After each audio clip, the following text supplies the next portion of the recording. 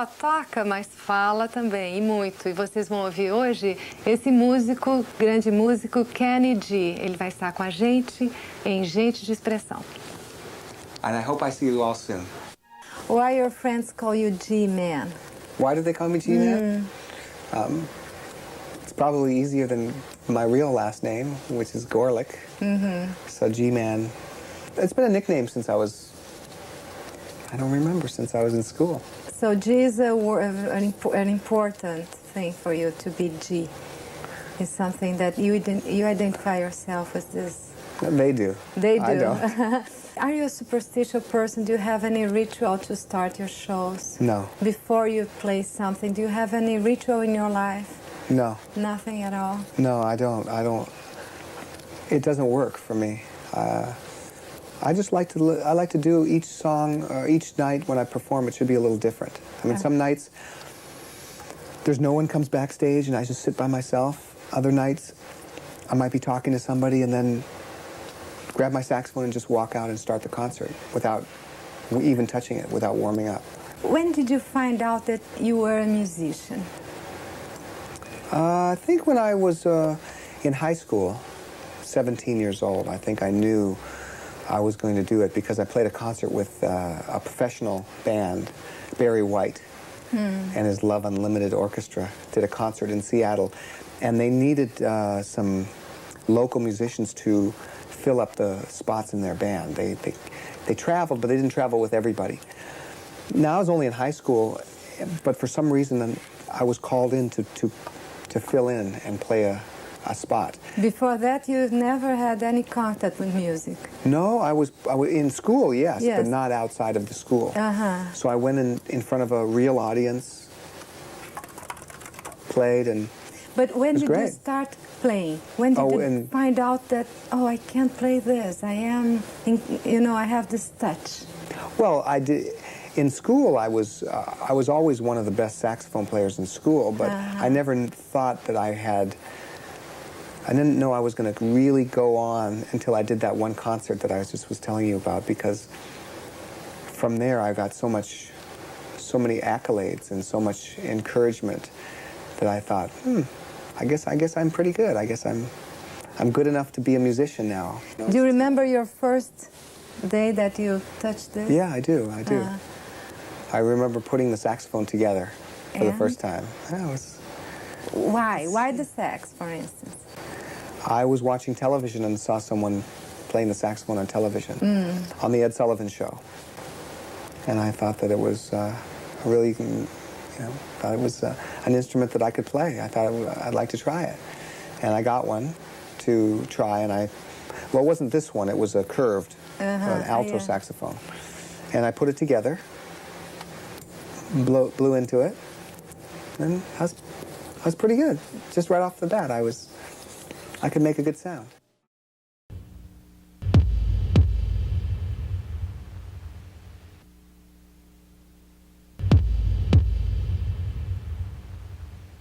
Were you, as a teenager, were you very popular? No, I wasn't very popular. You mean with women? No, not really. School, around? I was, I was in my band, I guess I was popular, but only as a saxophone player. I mean, I wasn't. With girls? Not really, no. I was pretty shy. A little too shy, I think. I didn't have a girlfriend until I went to college. It was the first time I had a girlfriend. I was mainly a very good student. I got all A's all through high school. I got A's. I was on the golf team, and I was playing the saxophone. But I never, I wanted to have a girlfriend, but I was just a little too shy. I couldn't do it. Really? I couldn't get myself to get a girlfriend. I was too bashful to. You wanted and you restrained? Yeah. And did the music help you? Oh, absolutely. Yes? Yeah. To keep in touch with girls? Well, yeah, after high school. Once I started to play in some bands, and we started to play in nightclubs and things like that, then, of course, everything changed real fast. And I made up for lost time. And now? Well, now I'm married and I have a son. No, I know, but you have a lot of fans. I mean, you know, women, they're crazy about you. Where were they when I was in high school? That's the question.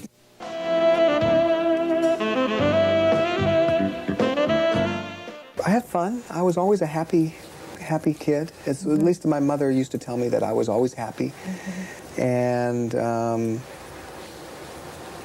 was always the one to try things first in my family. I have a brother and a sister. My brother's older than me. He's 5 years older. My sister's 5 years younger. But I was always the one that would try things, like playing golf.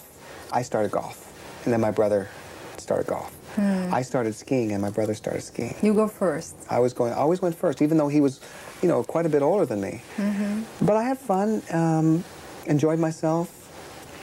My parents were very encouraging for school, and so I always got good grades, always A's.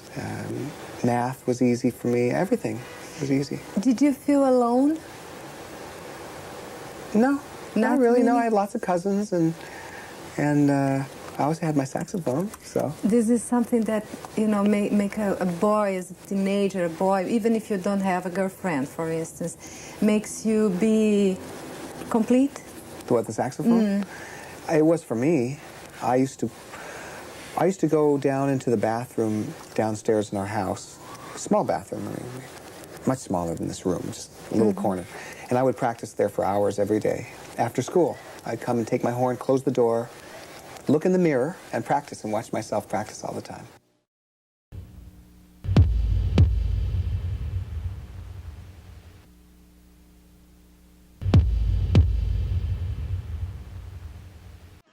Having success selling records, and, you know, from a business side of things, being successful, that's extra.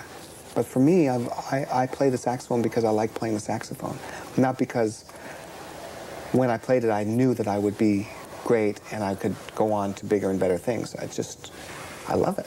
I mean, I love playing the saxophone. Even if it wasn't your profession, for instance, you would do that? I don't think that I would do anything else. Have you ever thought about? I've never done anything else. I've never made any money doing anything else. I've never worked except playing the saxophone.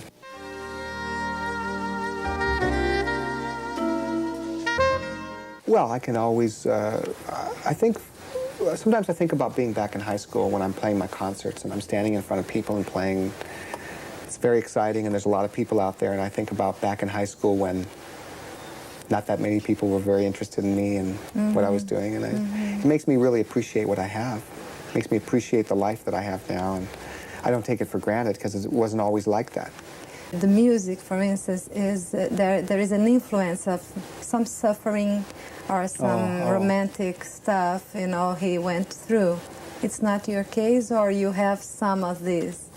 I don't think that's in my music like that. No, I don't think so. I think my music is filled with different kinds of things. For instance? For instance, well, I mean, it's not just happy moments. I mean, there's sad moments too. I've had a lot of things happen in my life. I mean, I'm like everybody else. I've had relationships that didn't work out. I've had relationships that have worked out. I've seen birth. I've seen death. I've been very happy, been very sad. I've been poor. Rich. Well, okay. I don't like to say that, but yeah. So I've done a lot. I've done what a lot of people have done. I'm not that much different when it comes to those things. I'm just like everybody else. The same feelings that I feel, everybody feels them. Yes, but as an artist, you have this feeling and you catch it and put in your... That's true. I have an outlet for it. I have a way to express it. So yeah, all those things come into my music. Some songs, when I hear them, I know the surrounding circumstances of when they were written. There's a song called Silhouette that I wrote. For instance, For instance, that song was written, I had a small little apartment in Los Angeles, no money. So I was in the bedroom. There was only 2 rooms, a living room and a bedroom. So it was like, no choice. No choice. So I had my my little studio set up, just very ordinary equipment and a microphone. And I started to write a song, thinking about how all alone I felt at this moment in this apartment, because people were banging on the walls telling me to stop playing my saxophone. Because it was noise to them. Not music, it was noise. And so that song, when I Too much noise here. Yeah, something can you like be this. quiet? We're trying to sleep. Shut up. That kind of thing. And I understand that. Yeah, I mean, sure. it's not just because it's music to me doesn't mean it's music to the guy that's trying to sleep upstairs. Yes. So when I hear that song and when I play that song, I'll think about that. Say, okay, well, things are different now and it's great. Long way, yeah. But so that's, you know, each song to me has a different little feeling or circumstance that surrounds it. But there's not one theme that's in my music, like a rejection that comes out. Nothing like that, really.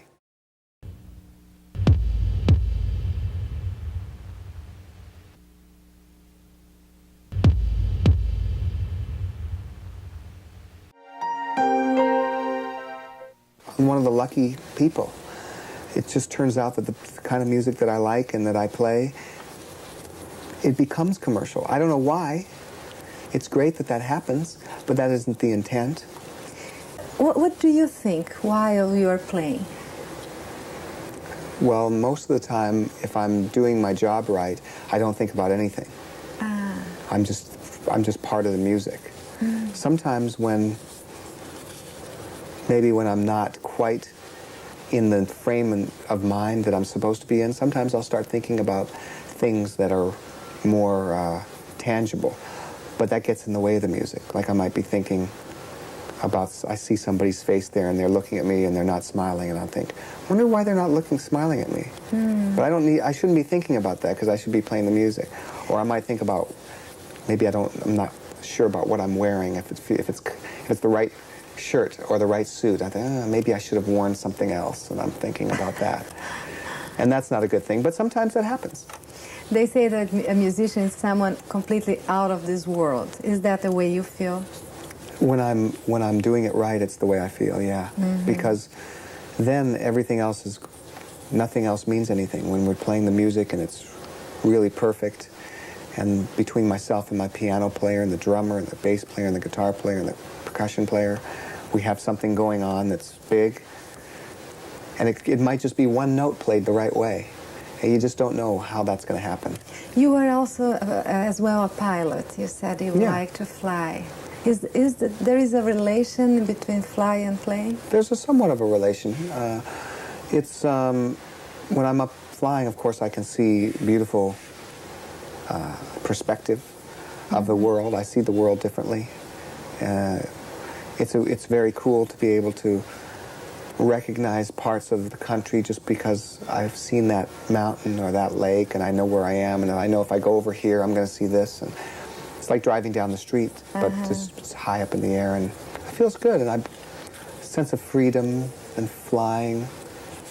And are you a person in charge of your contracts, your business? Do you do it by yourself? I have people that work for me, but my education is in business. I mean, that's what I took in school. I didn't take music, I took business. Oh, and so I know that the guys that are working for me are doing the job right. What is the miracle that you expect? You called your last album Miracle. Miracle is the birth of my son. That's a miracle, I think. In fact, that's how the title of the record came by. I mean, it's a record. It's a holiday record. It's made mostly of Christmas songs. There's some original songs as well. So it's not all just specific music for Christmas. It's music for the whole year. But when I made that record, it was mainly to just see how it was to play some classic melodies. Normally I wouldn't do that, but I really liked the way it came out, and with the birth of my son, the title Miracle seemed to be a perfect title, because the holiday time for a lot of people is a time when miracles are supposed to happen, and also having the birth of my son, and I think if whoever's watching this that has children knows the feeling, it is a miracle. So it seemed like it was the right title and the right feeling. Right moment. The right moment, yeah. What is your feeling when you are in front of a big audience? It's not being in front of the audience is not that's not the main thing. Mm-hmm. It's if the music sounds good and if the music is being played well. It could be an audience of 4 people. Mm-hmm. It could be an audience of 20,000 people. It's the same thing. No matter. Not really, no. A lot of times when you have a bigger place, sometimes the sound isn't quite as good. So you have to work harder to get that right feeling. Sometimes when you're playing in a small club or a small place. Do you think your music now is really you? I think it is, yeah. I now, for the last few years, I have my studio in the house, and I can spend unlimited amount of time working on my records, mm-hmm. which I do. My wife will back me up on that, because I lock myself in the studio, and I'm there for days, and maybe just come out to eat dinner, and then go back in, and that's it. I'm just in there. Mm-hmm. So the music that I do is not influenced by other people. And so it's me. It's all me. I do the sounds, like if there's drum sounds. You know, we have machines now that have drums mm-hmm. in them, and you can program them. It's not the same as live musicians, but it's close. And so for me, it's the tools that I can use to make sure that the sound that's on my records is really just everything that I want it to be. And I think that's, as an artist, I think it's important, because then if you want to hear my music, you have to get my records. Mm-hmm. You have to come and see me play. You can't hear the same kind of thing with somebody else, or oh yeah, well, he sounds like him. I don't want to sound like anybody else. If I do, that's the way it is, but I don't. You are yourself. I don't start off taking another person's ideas and trying to emulate that. I just go and lock myself in my room and work on music that sounds good to me, not knowing if it's going to sound good to anybody else.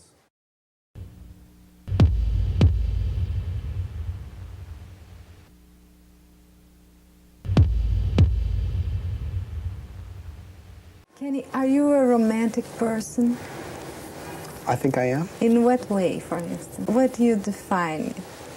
Well, I think that to play this instrument properly, you have to be romantic in that sense, because you can't just, it's not just a piece of metal with a reed on it, and these things, you push them down and different notes come out. There's a lot to playing a saxophone and playing melodies in a way that there's emotion in there. So you have to romance the saxophone in a way as well. Mm-hmm. And what kind of personality of a woman are you attracted to? My wife. I'm attracted to her. Describe her to our audience. How do you describe it? Well, personality, she's shy or... She's not shy. Mm-hmm. No, I'm not attracted to the shy personality. She's not shy. She's very funny. She's got a great sense of humor. She's beautiful. She's very... she's a good reader of people. She understands people very well. And she's nice. She's very nice to me. I mean, she treats me with respect, and she treats other people with respect. She doesn't have any angry feelings inside of her that come out. You know, mm-hmm. She's not inconsiderate or disrespectful for people. Mm-hmm. She's very. I admire her. She's a good person. She's somebody that I look up to, and I'm glad that we can be with each other. Since you became famous, what has changed in your life, basically? Some things are easier, but some things are harder. For instance? Well, the easier things are the fact that I have a lot of people that will help me, and they're happy to help me do things that I want to do. Like mm-hmm. if I want to mm-hmm. go from Seattle to Los Angeles, I don't have to do all the phone calls. I just have to say, oh, I want to go to Los Angeles on Tuesday. You have a stuff around. It's done. Yeah. Okay, that's a great thing. Mm-hmm. That's nice. The harder things are the fact that when I'm out, a lot of people are aware of me. You are a guy that sells a lot. What do you think is the reason? I'm not sure. I think that, well, my main thing is that I know that as an artist, it's my responsibility to do music that means something to me, music that's not hypocritical. Like I don't create a song or write a song or make an album in order to sell records. I don't do that. I only make my music because it's a piece of music. It's an emotion. We were talking about that. There's an outlet for it, and for me, it's with my saxophone. So it comes out that way. Thank you, Kenny, very much for your interview. It's great.